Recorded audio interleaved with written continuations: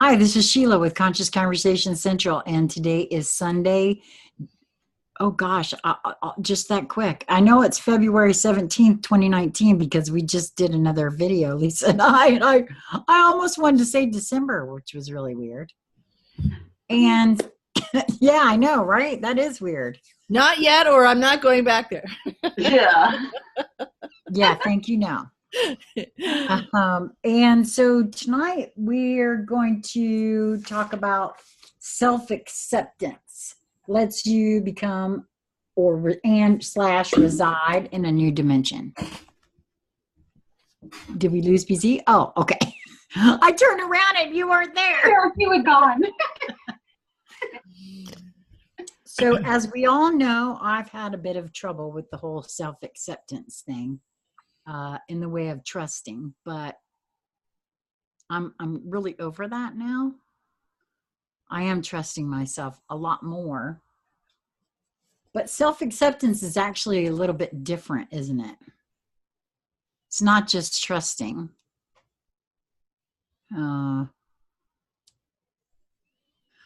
okay, hold up. Actually, yeah, when we talked the other night and I said something about the fact that I accepted my process too, because I was all over the place thinking, oh yeah, I can't do it like this because this is not right. Everybody else is saying this isn't the way to do it. And yet I kept, and it didn't feel comfortable doing things any other way.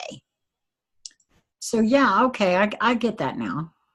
Mm-hmm. I mean, I see it now very clearly that is a big part of that. And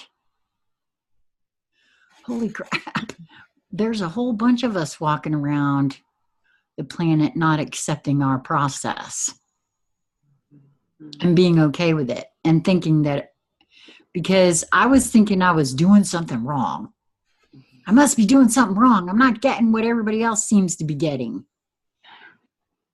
So much so that I didn't even see what I was getting. Hence, self-acceptance lets you become and reside in a new dimension, and instead of standing in your own way. Which is nice. Yeah. Yes, because the more I accept about myself and recognize not only that I do get things, but I get them rather seamlessly as well. In other words, I think, at least for me, what should have been accepted as natural all along and miraculous, I guess, because it so innate, therefore it can't be, you know what I mean? Mm-hmm. Yeah. Well, it's that old chestnut, you wanted to be connected and you were still breathing, so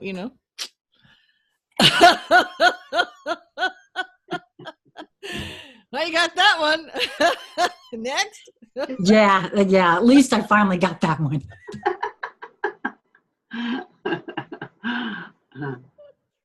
Which is nice.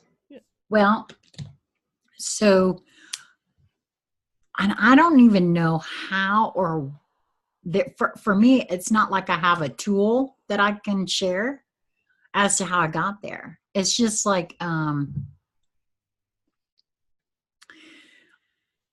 personally, I went through a whole lot of beating myself up and thinking, well, you guys all saw it.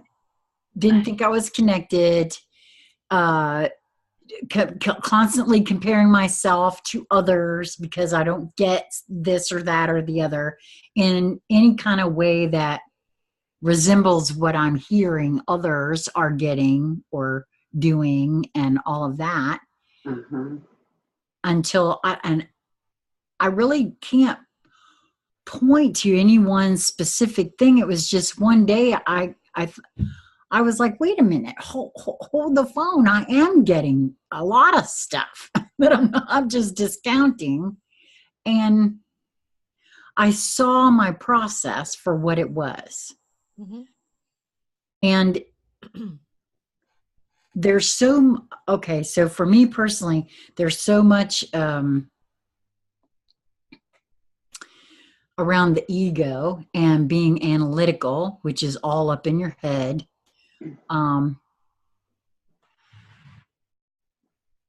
I didn't see that they are not one and the same thing, for one thing. You know, whenever anybody talks about thinking, Lisa did help me a lot in this, in helping me see that a lot of times I didn't think I was in my heart, or, you know, coming from the heart, because I'm thinking so much. But they are, it's not, they're not mutually exclusive either. You can still think and be in your heart. It doesn't necessarily mean you're in your ego, for me anyway. Right. But it's Because not, I'm so, it's a different mind. right, I'm so analytical, but I always associated the fact that, well, if you're thinking, then you're not in your heart. Right. Yeah, right? it's your linear mind. If you're thinking with your linear mind, you are. Your higher mind is in service to. Right. Well, Linear when you're mind is first not. waking up to quantum, and all you really kind of, Well, you can, the characterization. So how is your thinking characterizing something that you're thinking about? Because it's not just self-accepting your process, it's accepting self. right. Yes. Well, I did So do that. if you're not accepting self, then your thinking mind will characterize self, things around self, connection to self, anything that anywhere gets near self, or that self is trying to do, in one way, right? If you're feeling into something and you're flowing in a more expansive way, so you're actually, you know, in the process of opening the heart and opening the higher mind. There's not the same, I'm just using the linear word characterization. There's not the same characterization as you're thinking about something. So the thoughts, you know, don't come across the ticker tape, or you hear them, or however, you know, you deal with your own thoughts in the same way. They're not coloring things in the same way. They're not of the same frequency. Yeah, the quality is very different. Yeah. Okay. Yeah. I feel what you're saying there. And I would agree. Mm-hmm. You know, just comparing sort of a before epiphany and after epiphany. Well, and before, you know, realizing that Smarmy came to dance, and after, that was a big demarcation line. Yeah. Yeah. Because then you were quantum jumping, hopping, kangaroo leaping all over the place once, you know, in various forms once you did that. Mm-hmm. Yeah. Lisa, because I can feel it right there. Would you share with us what what you would describe the difference in that feeling of that? Okay. So for me, I'm the linear thinking that is associated with my ego. It's really I call it circular thinking. It's a track. It doesn't really ever take me anywhere. It really has nothing new to offer. Wherever I start, I end up right back there. So that's one of the clues for me. And in order to get there, I have to change my frequency. So I have to stop doing that, like get off the track, remove myself. And what I try to visualize is going from the track that's just like looping around into the center where, okay, so in the track, I just wonder about everything because I have no answers. And the wondering just is nonstop. But it stops when I jump in the center, and then I just know. I don't wonder anymore. I just am. And so that's the difference, I guess. Mm-hmm. Did that answer? Yeah, well, just when Sheila was talking before, I felt that come through, and I just wanted. Yeah.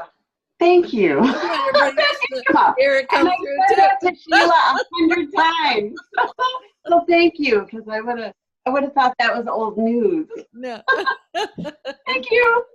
Well, no, yeah, the reason you would feel like it's old news is because, yeah, she said that to me 100 times. So, or more, I will say. Yeah, so I like the way you put things too, BZ. That really helps me. It helps me to broaden how I see it too, because I get kind of stuck in how I describe a thing. So I love that all of us are here to do that, because it's Right. you bring stuff forward that I'm, in a way that I might not, and vice versa. Well, I liked your the loop on the track you were talking about, and so here's a tool that I've used is Okay. when I'm noticing I'm in that loop, and where it's the taxi cab going around the block or whatever. But I like for this, I think for the toolness of this the train track works well, because as I've gone around something, that loop, I don't know, maybe the 7th, 8th, 9th time, I'm like, okay, this is just ridiculous. Right? Yeah. And I because I've done this over, for 55 years. Just I pull the lever to switch the track. Oh, nice. All right. So I'm not stopping. It's all forward momentum, and it's all at the behest, consciously, intentionally, actively, at the behest of me. Sometimes I know and have a knowing of and a vision of that track that I'm switching to. And sometimes it's just a track that gets me down the road a piece, down, the trail a piece, Mm-hmm. so that something can open up for me. So that would be two parts of the tool. But the reason I found that so helpful was because then it was me shifting it, and there were times when there was an attachment to the loopy-doo thing. So if you can kind of envision yourself being on a train, so you're on a track, and let's say that it keeps coming around. Oftentimes when you're switching, if you've been on a train and it goes to the switching station, right? So there are a bunch of tracks are all close together for quite a while, and then they go off. So it was a way to kind of dabble a little, at least, in a cursory visual way, with what I was looping on while I was, going down the track. So I didn't feel like, okay, well, am I really ready to let, all that go? And so that was just a helpful tool for me to do that. Well, I like the fact that you're offering how you would pull the lever. Lisa, do you have, because I heard this specifically when you were saying that when you get off that loop and you jump to the center, is there something that how does that happen for you? I mean, you just notice it and then. Yeah, and I'll actively jump off. So I just sort of jump into the center, because the center is me. So I go to my quiet space and I just let it all go. I kind of visualize, for me, it feels like floating in water on my back. That surrender to allowing the water to support you and to just go, just be wherever the water bobs me. And that takes me off the track and into my heart. And in that space, the solutions just start coming. Whatever it was that I was trying to get by running around the track, is very illusory, meaning I'm chasing it off the screen. Right. And when I lay there, then I can just like lay there and watch all the dancing ideas just sort of float to the surface. So it's a releasing of the struggle for me. It's just sort of a falling in and just a surrender, if you will. And but I know I'm fully supported, you know. And in that surrender is self-acceptance. Well, that's what I was just getting ready to ask, is that you would both qualify or, quantify, I guess I should say, that those as self-acceptance in that. And I could see where that feels. Yes. Ooh, and I just thought of something. I first will accept the problem as it is. So in that relaxing into it, I'll just go, this is all right. I'm okay with this. This is okay. And I just keep repeating it until it has no charge where like, I don't believe it. Because, kind of at first, I want to argue with that statement. But the more that I just relax into it, I really have to just get to a place where I'm okay with it, no matter what it is. It is. And then once I do that, it just feels like whatever needs to happen next sort of shows up somehow. I don't really know. It's very counterintuitive in that, it's like I want to do this and that's what I do and I get nowhere. And it's not until I go like this that it appears. So, yeah, well, that's pretty much the answer to everything, but it's funny how that works. The other thing too is you touched a little bit on it in the whatever this problem is, I'm letting go of that charge of the problem is. And part of that for me is the beginning stages of self-acceptance, because let's say, you're going on and on and on and on and on and on about something, right? You just, anybody comes near you and it's like, okay, fine, right. Okay, you leave, someone gets married, they build a house, they have 20 kids, you come back and you're still on about it. And when you accept yourself right in that moment for being wound up to the nines about whatever it is, that's one of those counterintuitive things. It in that relaxing, you're not quite so wound up anymore, because you have accepted that right here, right this moment, this is where you are. And in that relaxing, there's like, wait a minute, I can do that? I can accept me for where I am right this minute? Which sounds funny, but when you do it, it's like this huge aha moment, and you're like, what did I miss? Because this doesn't make sense at all, but it feels incredibly different. Well, this has happened to me quite a bit before. I mean, where I used to, again, I would think or feel, actually, not think, I would feel a certain way about a subject or a happening or, whatever presents, right? I feel a certain way about it.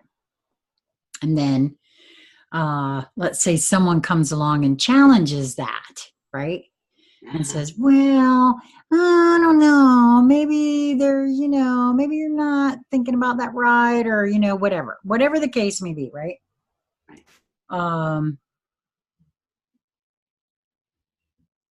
And instead of my saying, nope, this is it, this is how I feel, that's because that is self-acceptance, right? No, then is when I got on the track that, like Lisa was just saying, where I'm going, okay, but and I look at it from every angle and try to find where, okay, well, they said this, and I'll think about it. And this has happened quite a bit in my life, where a particular subject will come up, and I'll say, I've looked at this from every different kind of perspective, because I don't know. I guess I thought, oh, well, maybe I'm wrong, or whatever. And but I've noticed that I don't do that as much anymore. And well, no, I haven't done it at all. And well, at least a couple of months that I always like to check myself, ask myself some questions if something I think or feel is challenged in some way. I will ask myself some questions. But in the past, that just kept going round and round and round, because every time it would come up, I would look at it again. Well, this person, they keep telling me that there's this issue, and so I'm going to keep looking at it. And I don't do that anymore. I used to do that every single time, but I don't do that anymore. I do still ask, the one time if that thing comes up, and if my feeling is a specific kind of way, then I'm going with that. And that's just it. And I have the right to do that. And I'm feeling way better for myself than I ever have in regards to that. I don't automatically discount something when someone brings something to my attention, because I don't think that's a wise thing to do either. But I ask myself questions about it, because Smarmy is still swimming around in there and likes to come out and play sometimes. And I check myself. I want to make sure, is this not, do I think I'm right? Because, I got an issue with that. And so do I think I'm right just because I think I'm right? Or because I want to be right? Do I have an attachment to being right? Because that's been a big theme in my life. Well, remember how before Lisa and I were talking about how there's a quality, frequency quality difference in how you feel, whether it was the ego mind or the higher mind, right? Mm-hmm. And so there are some tools that, or maybe they're, so I guess they're tools, but how you can have different fittings, like if the Dremel comes to mind, because I use it to do dog toenails and stuff, but it has different fittings on it, Yeah. So maybe these are different fittings and a similar kind of tool, and you don't have to. And maybe if you're just beginning to play with this, starting with something that you're wound up about is probably not a good thing to start with. Right. So self-acceptance and little things, like, because self-acceptance is it's a small, although it's very big in its own right, but it's a small kind of leaf bud and an offshoot of love and loving yourself. Yeah. So and this is kind of funny, I'm not quite sure why this has come in, but I'll go with it. So maybe because Sheila said not running away from it, but the runaway bride, where she didn't know what she liked for breakfast because she was chameleon-like in her breakfast habits based on which husband that she was married to. Oh, interesting. So self-acceptance is, to sit down and do little experiments like that. Find out who you are in this moment, not who you were even 2 minutes ago. But when you feel that, instead of think that, or someone said that, or you're replaying old tapes, and you can kind of identify who those voices are. But and accepting in each moment. So just in this moment right now, if you take a deep breath, and is there rain that you like because it's warm on your face? Is there's a sun? Is it, it's cold out, so you're standing by the heater and, oh, that feels good, whatever it is. And in that moment, when you're accepting yourself, nothing else is more important. Nothing else is pressing. And I'm not saying that you have to do this in a cognitive thing. It simply is. It's like you're in a bubble that's out of time when you do this. And I want to acknowledge the fact that it's easy and yet it's not. Okay, and the reason I'm saying that, well, experience would be partly, but also it's not something that I was ever taught. I was not accepted on, I mean, in anywhere, shape, or form, in any way. And so therefore I also didn't accept myself. Mm-hmm. And I think that's true for most of us. I suspect that, yeah, most of us have that issue. And the self-love part, because, I'm still not struggling, but learning how to be okay with all of that too, because it's so foreign, if you will. Right. Well, I used what you're talking about as my tool, as my sword to cleave all of that off, because that kind of thing was relentless. Not good enough was a puny, pale phrase. It was all the other ones, like, worthless little bitch and all those other kinds of things that, so for me, I turned then and I thought, okay, let me feel into that. And I started this when I was very little. And it did take a while, but each step was a huge step because it was vastly a different place to be standing in the step. So would where I started with those steps, how far would that be from where I am right now? Oh, I don't know, probably hundreds of millions of light years. But it's going through that, and that is all self-acceptance, which if it's hard to look at opening your heart and loving yourself, then that's a tool to help you get there, because the self-acceptance, at least you're not 100% committed, you're just accepting yourself, not loving yourself. I don't go too far. Yeah. I get crazy. Yeah, that's what I was thinking earlier when we started talking about this, is I was like, well, this is actually the first step, isn't it? Because, while I do love myself, I'm not used to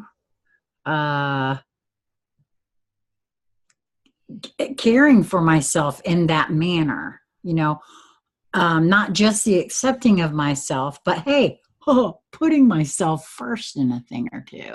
Right. Well, that's the other thing, and it helps you be more accepting of others. That's one of those, again, counterintuitive things. You think, well, if I'm accepting of other people, because I do a lot for other people and put myself last, yes, but in that example, you really are not doing anything for anybody else, because it's not coming from an open-hearted space. It's coming from a large measure you would be aptly described as a fear space, because you've got love or fear. That's, Right. There's variations in the ranges of the bandwidth of those frequencies, but that's what it is. And so all this time, it's you've been focusing on a different whole. You think you're on one track, one road, and going into one city, and you're not. It's an overlay. It's a false, illusory overlay of that particular. It's like you drove into a mirage. And when you have that self-acceptance, then because that's a way. So this is kind of like a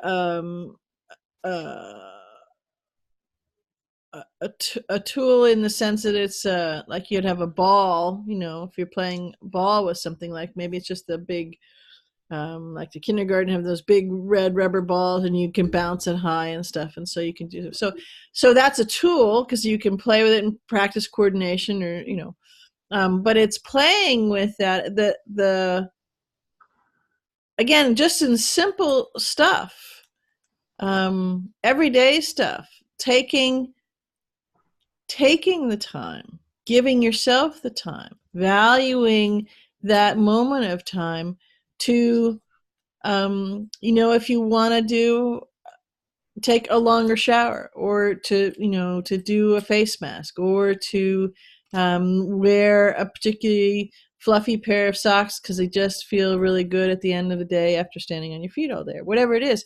And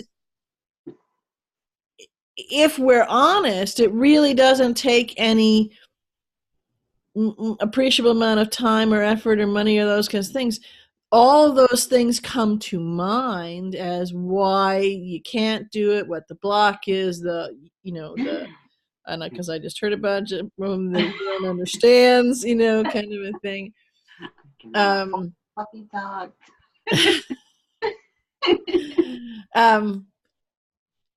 But that's all just excuses. Mm-hmm. Because I was really good at the excuses. Well, and in truth, I think for me, when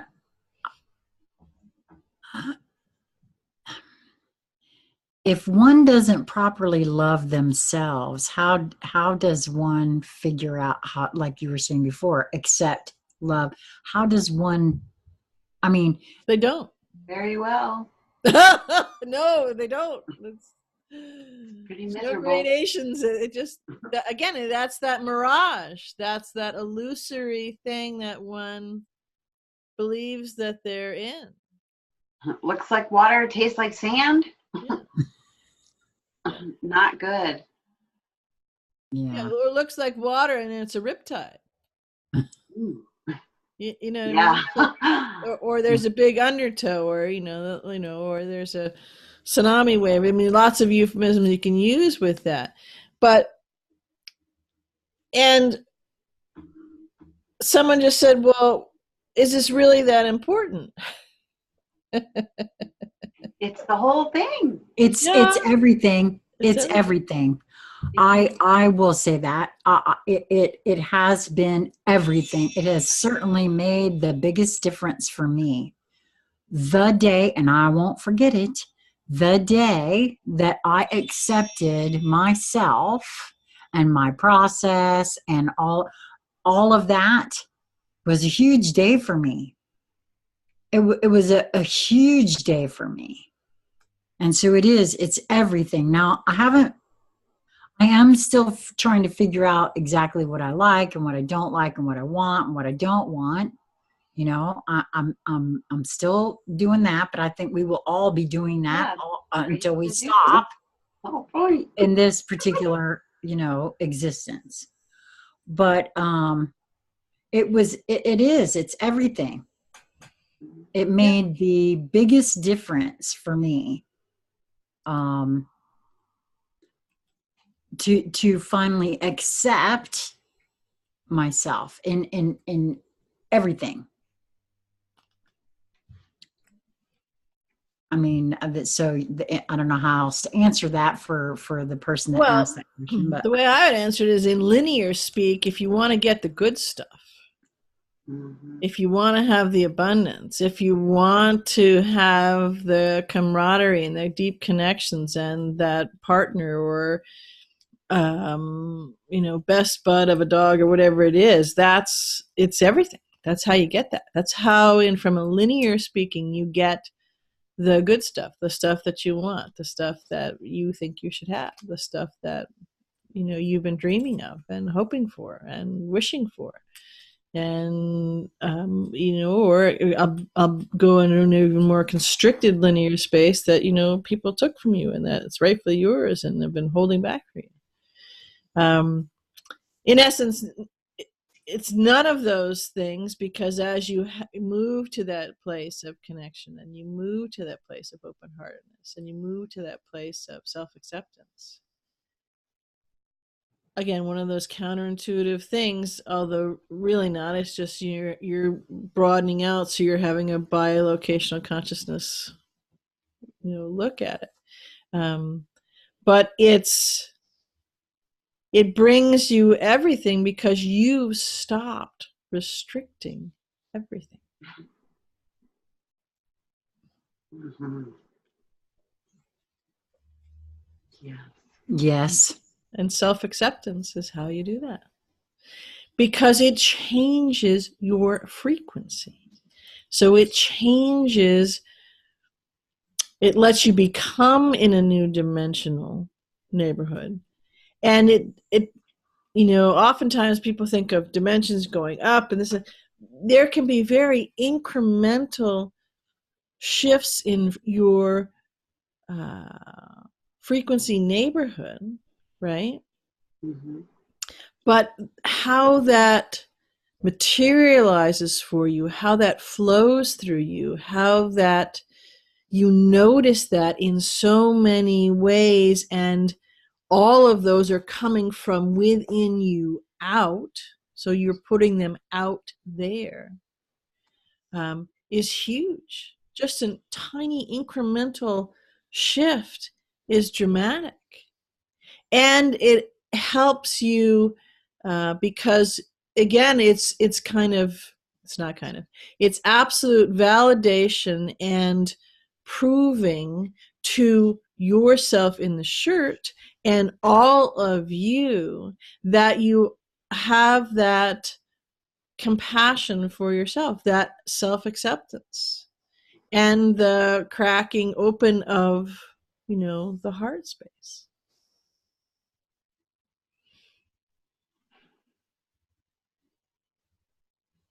Well, it's very tied to trusting oneself too, I feel. For me, it was. Mm-hmm.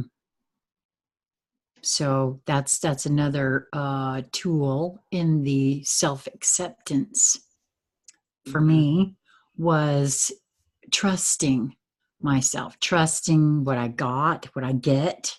Mm-hmm. Knowing that that I can count on that trust is another, yeah,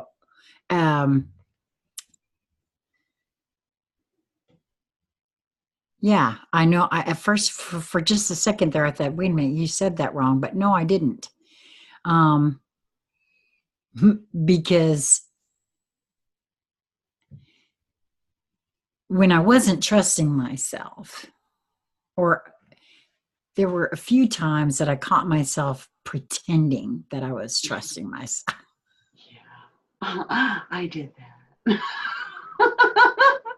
Well, it might work. It might work okay if you're not used to it, and so, but there's eventually you have to give it up and either trust. Yeah, you can't just say it; you have to do it. Well, yeah, because it will make you, the shearing force of the two are so uncomfortable. That's why I said a couple of times, because well, I've gotten very good pretty much almost all the time at trusting myself and knowing what is so, and where I'm going, and what is the next step. And it's not just me concerned, but if I'm working in a job or flow or mission or whatever it is. And every now and then something comes up that so there was something at work, and something that was fairly critical part of a critical acute stage in a project, was health thing, and for the job, and I just knew this was the thing to do. and there was a slight, as in any kind of, from the linear sense, healing or holding, as there's a movement, there is sometimes a step back perceived, yet it's a flow forward. So in that, I had this, and I like slammed on the brakes and stopped trusting myself for a moment, and went to vets and stuff, and I thought, what are you doing? Because the shearing force, it felt like I was on the edge of an airplane wing, trying to hold on. Thinking, what are you doing out here on the wing? Why are you in the co-pilot or the pilot seat flying the bloody plane? What? Get back in there! I was like, oh right, So it's very rare occurrence that I do it, but I'm using that again. That's another tool to kind of alert you as you start to do this. If you are moving out of self-acceptance, if you're moving out of the different things that are related to that of trust and so on, you will feel it in a very demonstrable way. Well, I'll tell you something else too that I was beckoned to share here in regards to that, and that is when I first started really trusting myself, and then something came up, and I look at it and say, okay, now wait a minute, I trusted myself, and then this is going on. Like you were saying, but I saw that I had to trust that there is also, divine timing in things. And if I did something because I trusted myself and it didn't work out the way I thought it would or wanted it to or whatever, I also have to trust that there's something else at play here. Yes, and that I may not see at the moment, but trusting myself and moving forward in it is still important, because backing off of that trust doesn't help anything, first of all. No. And because there are other things at play, whatever it is will work out the way it's meant to. Right. Well, here's a very linear visual of it. So if you're putting, and you do, the out there, okay, so let's say it's kind of slushy, bumpy, frozen, icy stuff out there. So it's out there. And then you're trusting, and you are accepting yourself, and that's flowing, and you say, oh, look at those patches. It's clearing up. It's getting dry, right? Mm-hmm. And then you now have a really big push in this direction. And all of a sudden you look, and someone dumped all the, they moved all the big pile of snow from over there and they dumped it in your spot. So from the linear visual, the out there gets out there. And so if you had, from what you were emitting from your frequency, one last dump truck of snow, well, it's got to go out there, right? But since you're in the flow of pushing it, right, all of a sudden either it melts super fast or someone comes along and pushes it out of the way. What I'm saying is that they're not an indicator that it's gone or you're wrong or whatever, but it has to flow all the way through. So you're continuing to accept yourself and trust that, and it hold the frequency. The simplest way to say that is to hold the frequency that pushes it through. It's like, the plow we talked about in one of the last conversations that can push through that berm that was made. If you go, oh, well, this isn't working. Oh, see, I shouldn't have trusted myself. You turn around. Well, you have just, piled many truckloads of snow. Yeah, exactly. That's what I was beckoned to say, that, just because, I mean, it happened to me. I thought, oh, well, crap. I thought I could trust myself, and here I guess I can't, and that's not at all helpful. And it's not even true, It's not true. because just because of whatever it might look like in that moment or even feel like in that moment does not negate whatever it was, is what I'm saying here. And Yeah, because by until you hold that frequency of that acceptance of your heart is open. That's, again, to be very simple. Until you hold that frequency, you're going to have some modulation in the other things that would be in the vein of trusting yourself, would be in the vein of, self-acceptance, all those kinds of things. As you continue to do that, you build those muscles. So there's another tool that this is useful for. So when, as part of your job from a linear perspective, part of your missions, your roles and things you're supposed to do, you've agreed to do joyfully, can't wait, let me down there, to do on the planet, so to say, that they will shield you well when you have to go into lower frequencies, because you have the ability to hold the frequency. Yes, there may be some chatter, as a plane, there's a little bumpy, but it's not going to shear a wing off, and it's not going to, and that it's part of, kind of the mission parameters. Okay, well, there's a little wind shear on the right wing, and we got some hail coming up, and, just, you navigate through a little differently. That's all part of the process. And you do it. And so, but if you misjudge it and you think, oh, that those are bullets, not hail, or this big tsunami coming, whatever it is, and you redirect, you've actually let go of the frequency, which is taken, to use a Star Trek metaphor, you put your shields down, and the incoming, photon torpedoes are hitting you, and it doesn't feel so good. Well, the thing that I was also just noticing and seeing for myself actually was that in the couple of times that I had trusted myself, and then what I saw gave me pause. Mm-hmm. If I back off of that, that's a fearful act, first of all. Yeah. And in that moment when I was thinking about that, just now, when you were saying about the frequency, I mean, that I've talked about following your heart's desire and what makes your heart sing. And so, and well, it doesn't make my heart sing to be in fear. And so I can see what you mean by the shift in frequency by that.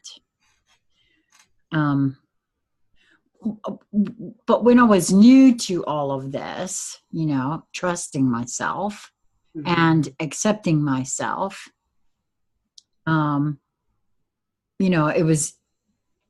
did it all the time, backing off and going in fear. And I mean, I've seen what that looks like. I've felt what that looks like. Right. So that's painful too. Yeah. So that's. Well, it's part of, that's why it's in this mini series that we're doing. It's on choosing your freedom, claiming it, so choosing that you are of value, because there's another ironic thing, is that you are the value. If you look around just your linear existence, world, reality, you are the value. You are the reason that all of those things can be run the way they're run, because it's your value as a human being, as the intrinsic, beautiful creator being that you are. So all of this ties in together, and there are different tools. And one of the tools, it's funny that the slogan is there, given the propensity and the frequency choices of the company. Mm-hmm. But it doesn't change the fact that it's a powerful slogan of just do it. Yeah. That's the tool. You just do it. Yes. just hold your upper frequency and not where the slogan came from of their lower frequency. Mm-hmm. Yeah. Yeah, But for that's me, part of it. Go ahead, Lisa.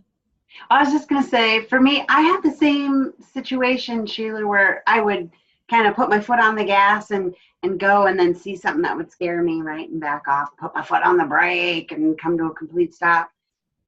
And I couldn't get anywhere with that. And I realized that if I could trust myself all the way, that I would see the unfoldment because, well, first of all, if you don't, what I'm trusting is that I know what I'm doing here and that I'm in control of this show.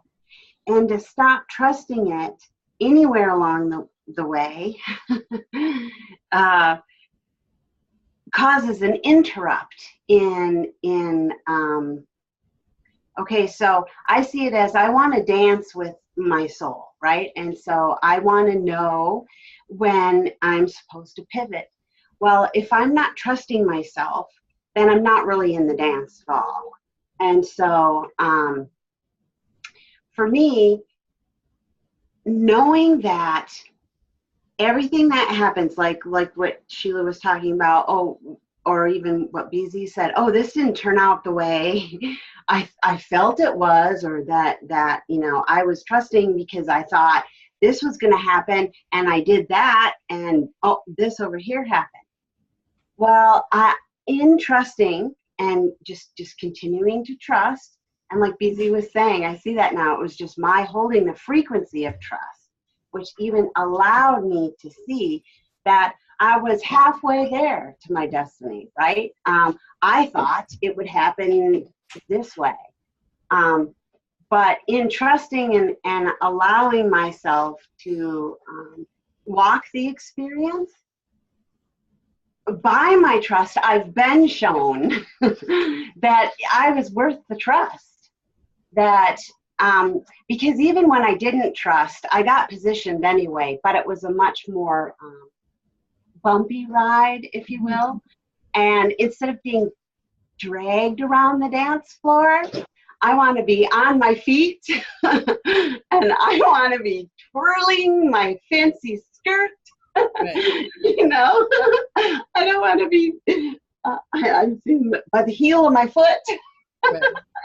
Right. Dragged around. So trusting myself is how to do that. Knowing I can sense the flow, and that I can feel all the information that I need is right here, and I can trust all of that. Then there's nothing I can't do or accomplish. I'm sorry, I'm distracted because there was a lot going on here in the kitchen. Sorry. You are totally fine. Yeah, I think part of me is in Minnesota. Yeah, there's a lot of packing going on and stuff, so there's a lot of going back and forth right now. Yes. One of the things that go ahead, Mary. One of the things that that's a helpful tool, and when Lisa was just talking about using the dance metaphor and just going with it, and laying out how she does that, is imagine what it would feel like.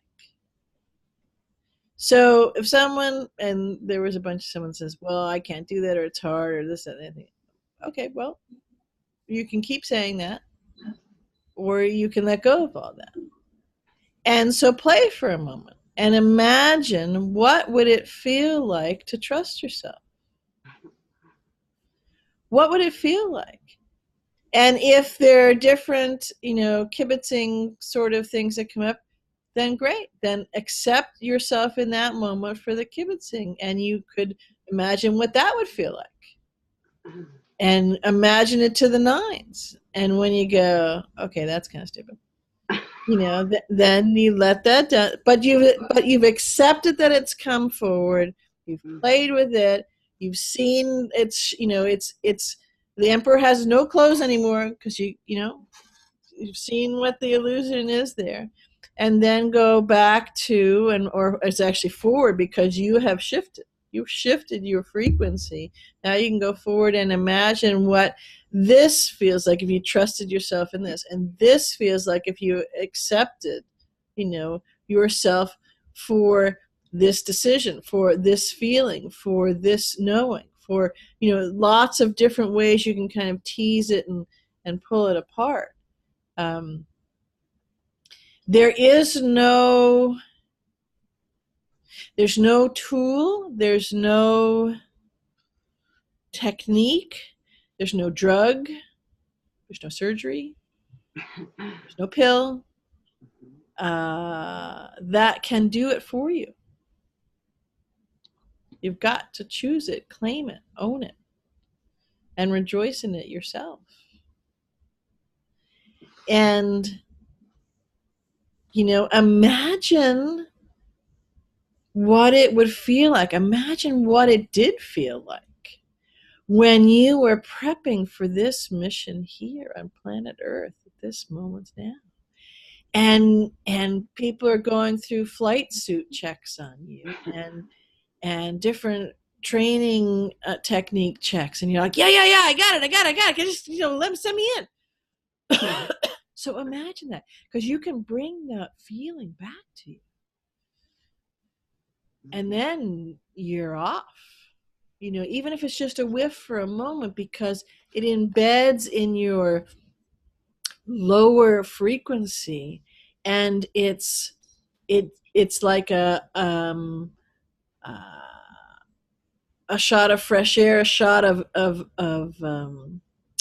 electrifying energy to jumpstart what's going. Or this is kind of funny, but those houseplant things, you can put something in and it will slowly release water as you're gone. And so once you have those imaginings that I've talked about and you put them in, they're watering and nurturing, that flowing forth of you locking into that more expansive frequency. Well, I love that idea, BZ. Everyone can imagine.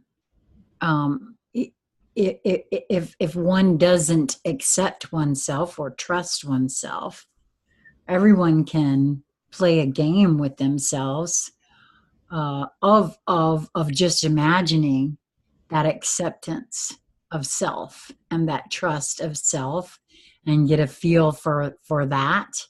I love that. Yeah. It's not something that a lot of us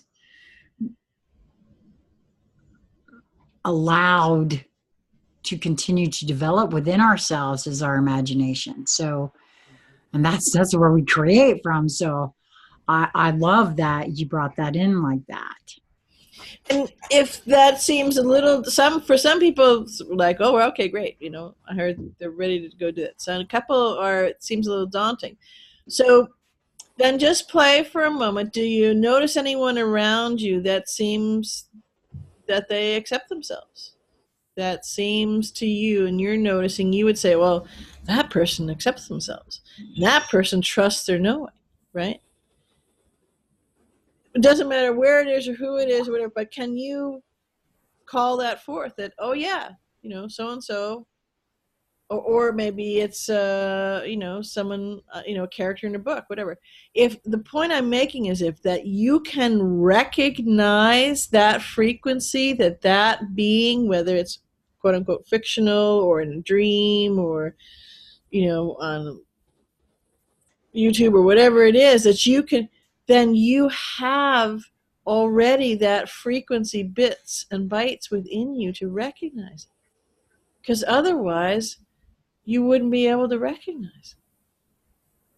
So that, use that maybe as a bridge to imagine, and then, again, turn it back to the inside job from within you.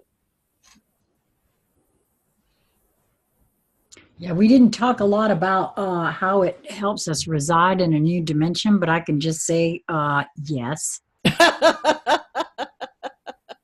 That's a big fat yes. And not only that, but it opens, well, okay, so a new dimension is a big wide vista, but I'm just saying that it just opens up so much, or it has for me, I will say. Well, the building of your muscles in doing that and holding you in that frequency is a new dimension, because you have a whole new scope to your bandwidth of your frequency. And so a dimension isn't something that's up there or you go to. It's something you open up with inside of yourself. So as you build those muscles, you're opening up that flow. You're opening up that life force. You're opening up those dimensions that are within you, and you can reside there because you can hold that frequency. Yeah. I hadn't felt it in just that manner, but it is, because it feels completely different. I feel completely different. And the more I trust, the more I accept myself as well. And so they kind of go hand in hand there. And I will say this too, because I heard at least one or two beings. Forgiveness of self is big in the self-acceptance portion as well. And forgiveness of self and others and all. Yes.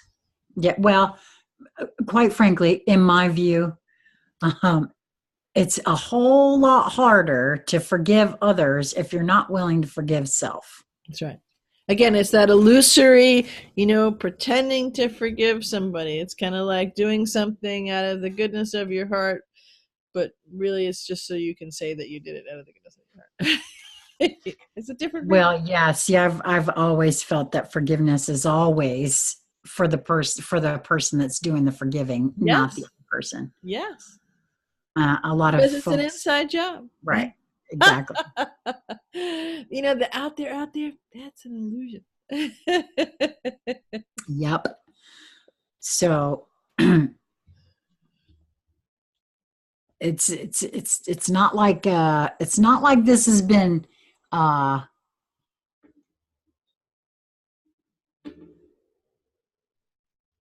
I know that we arranged all of this for ourselves, right? So I'm very clear on that. I'm not taking a victim stance here.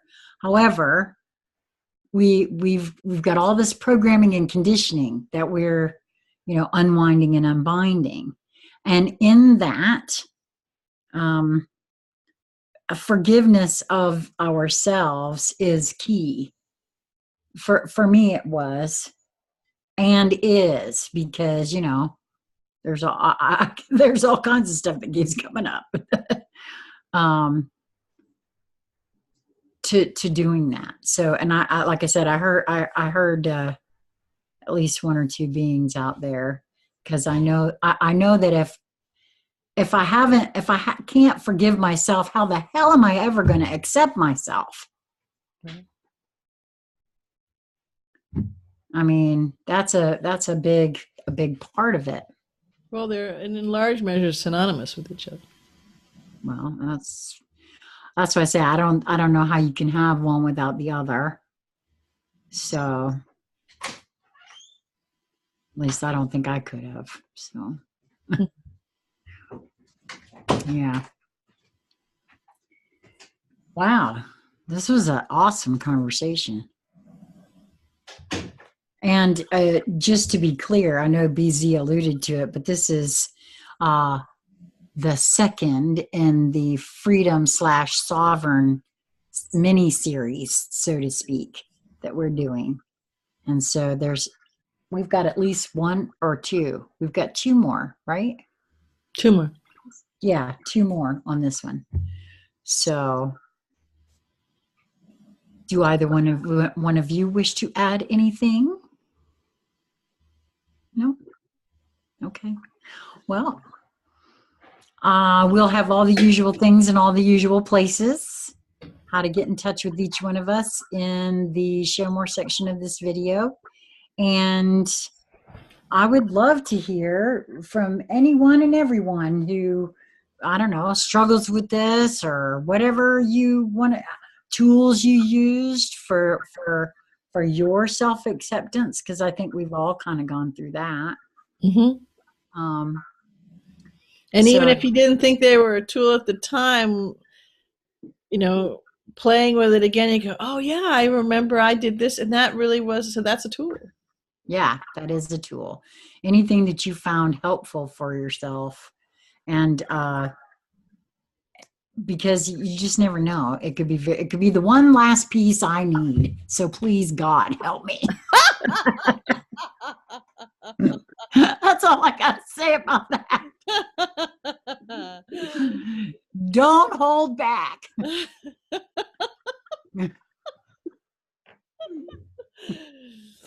Okay, so till next time.